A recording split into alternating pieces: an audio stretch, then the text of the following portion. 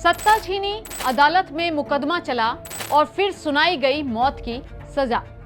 इतिहास में ऐसे कई तानाशाह और बड़े नेता रहे हैं जिनका अंत सत्ता के शिखर पर नहीं बल्कि फांसी के तख्ते या फायरिंग स्क्वाड के सामने हुआ। नमस्कार, मैं हूं रश्मि और आप देख रहे हैं स्टेट मिरर। अब इस फहरिस्त में सीरिया के पूर्व राष्ट्रपति बशर अल असद का नाम भी जुड़ गया। 11 अगस्त को सीरिया की अदालत ने असद को उनकी गैर मौजूदगी में मौत की सजा सुनाई है। बशर अल असद दिसंबर 2024 में सत्ता से बेदखल होने के बाद रूस में रह रहे हैं। सीरियाई अदालत ने उन्हें युद्ध अपराध और मानवता के खिलाफ अपराधों से जुड़े मामलों में दोषी ठहराते हुए उनकी गैर मौजूदगी में मौत की सजा सुना डाली। हालांकि रूस में होने के कारण इस सजा पर फिलहाल अमल संभव नहीं होगा। अदालत ने असद के चचेरे भाई और डेरा प्रांत में राजनीतिक सुरक्षा के पूर्व प्रमुख आतिफ नजीब को भी मौत की सजा सुनाई है। उन पर हिरासत में लिए गए लोगों, जिनमें बच्चे भी शामिल थे, उनको प्रताड़ित करने और कई मौतों के जिम्मेदार होने के आरोप है। बशर अल असद ने साल 2000 में अपने पिता हाफिज अल असद के बाद सत्ता संभाली थी और 2011 में सरकार विरोधी प्रदर्शनों से शुरू हुआ आंदोलन लंबे गृह युद्ध में बदल गया। इस दौरान हत्या, यातना और जबरन गायब किए जाने जैसे गंभीर आरोप सामने आए। दिसंबर 2024 में विद्रोहियों के दमिश्क पहुंचने के बाद असद की सत्ता खत्म हो गई और वह रूस चले गए।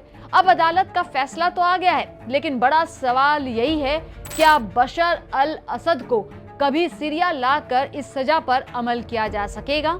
एक और बड़ा सवाल है कि असद से पहले कौन कौन से ऐसे नेता रहे हैं जिन्हें सत्ता से हटने के बाद मौत की सजा मिली। किसी को फांसी दी गई तो किसी को गोलियों से भून दिया गया। आइए जानते हैं ऐसे ही 7 बड़े नामों की डरावनी कहानी। सबसे पहले बात बशर अल असद। बशर अल असद ने साल 2000 में अपने पिता हाफिज अल असद के निधन के बाद सीरिया की सत्ता संभाली। 2011 में शुरू हुआ सीरियाई गृह युद्ध उनके शासन की सबसे बड़ी चुनौती बना। फिर सरकार विरोधी प्रदर्शनों पर कड़ी कार्रवाई के बाद हालात बिगड़ते गए और सीरिया लंबे गृह युद्ध में फंस गया और इसी दौरान सरकार पर बड़े पैमाने पर हत्या, यातना, जबरन गायब किए जाने और मानवता के खिलाफ अपराधों के आरोप लगने लगे।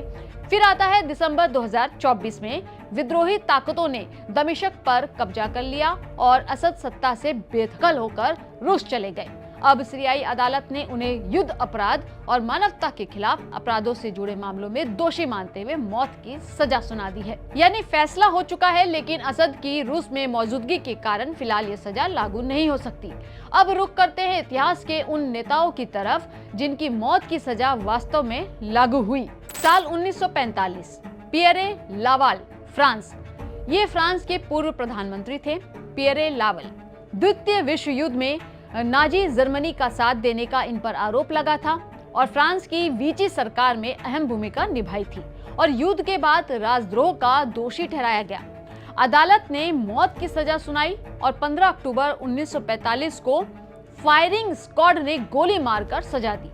1945 में विदकुन किसलिंग, नॉर्वे के नेता विदकुन किसलिंग थे और द्वितीय विश्व युद्ध में नाजी जर्मनी का साथ इन्होंने दिया था।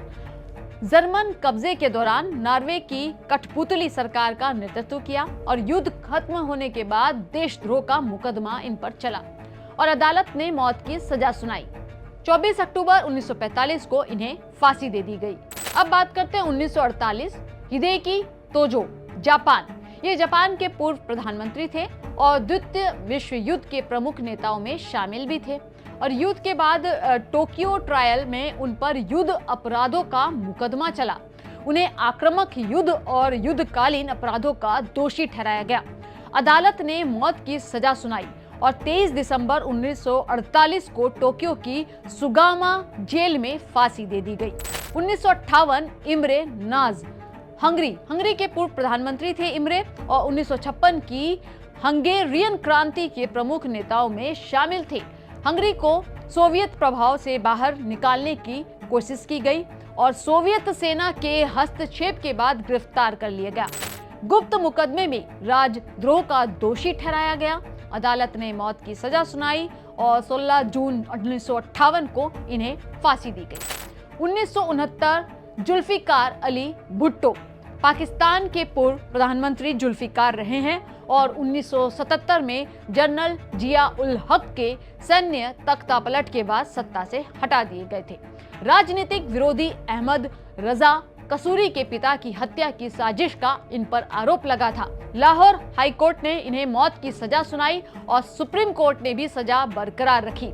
4 अप्रैल 1969 को रावलपिंडी जेल में फांसी दी गई। 1989 निकोलाई चाउशेशुकू रोमानिया के ये कम्युनिस्ट नेता थे और दशकों तक शासन किया। दिसंबर 1989 में जन विद्रोह के बाद सत्ता से बेदखल हुए। पत्नी एलाना के साथ गिरफ्तार किए गए और सैन्य मुकदमे में दोनों को मौत की सजा सुनाई गई।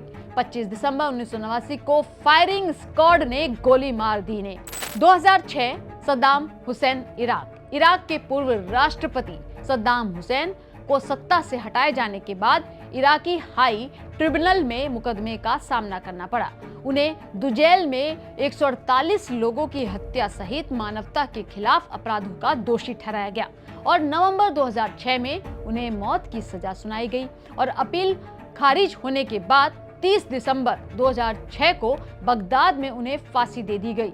तो तस्वीर साफ है, बशर अल असद का मामला इसलिए अलग है क्योंकि उन्हें फिलहाल उनकी गैर मौजूदगी में मौत की सजा सुनाई गई है और वह रूस में है। लेकिन इतिहास बताता है कि सत्ता से बेदखल होने के बाद कई बड़े नेताओं का अंत बेहद नाटकीय रहा।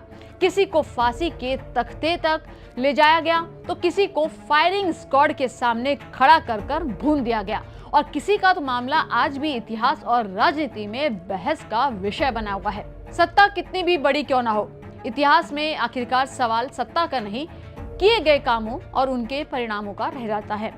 अब बशर अल असद के मामले में बड़ा सवाल यही है, क्या रूस उन्हें सीरिया के हवाले करेगा या मौत की सजा सिर्फ अदालत की कागजों तक सीमित रह जाएगी।